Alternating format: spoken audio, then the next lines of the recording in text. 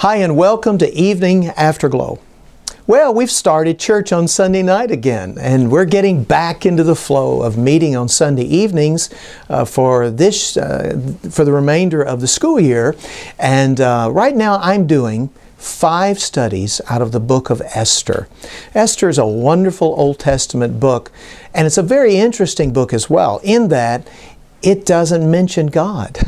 God doesn't speak, it doesn't quote God, and God isn't even referenced. However, God is all through the book of Esther. God's providential oversight, God's providential intervention, God's sovereignty in the affairs of people, particularly His saved people, His redeemed people. That's all the way through the book of Esther.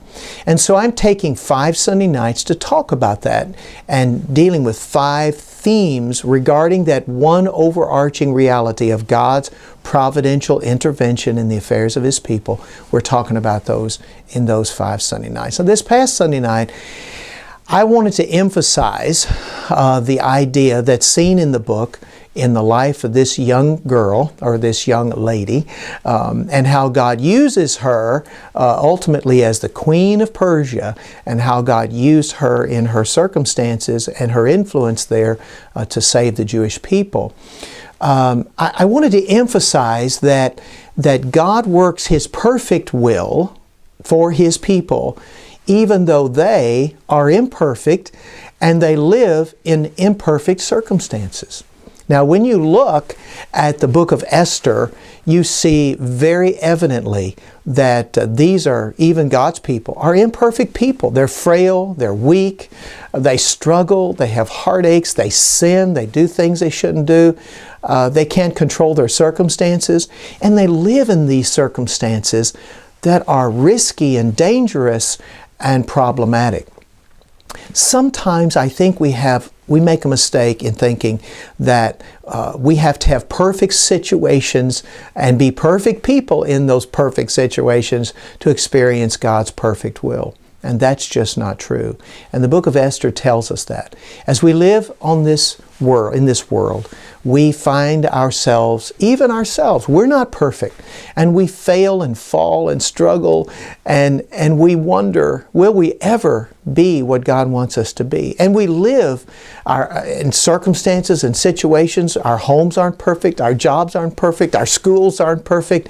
Our lives just aren't perfect.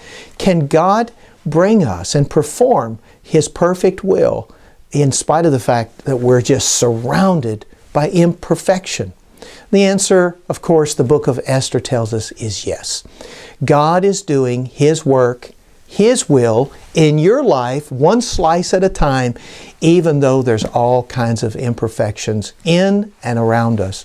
And I want to encourage you to understand that today. Now, I'm not suggesting that we shouldn't strive to do better. Let's try to be what God wants us to be. Let's give it our best shot. But we will fail. And our circumstances are going to be imperfect as long as we live. And yet, as we strive to do God's will, we will find God accomplishing His perfect plan in our lives. I think we see that in the book of Esther. And we're going to pick up with the next theme next Sunday night. So I hope you'll be thinking about that the remainder of the week, and I hope that will encourage you as you think about all the imperfections around you, and yet God is working perfectly for you and in you. God bless you. It's been great to be together today, and I hope you have a great week until we share again next time on Evening Afterglow.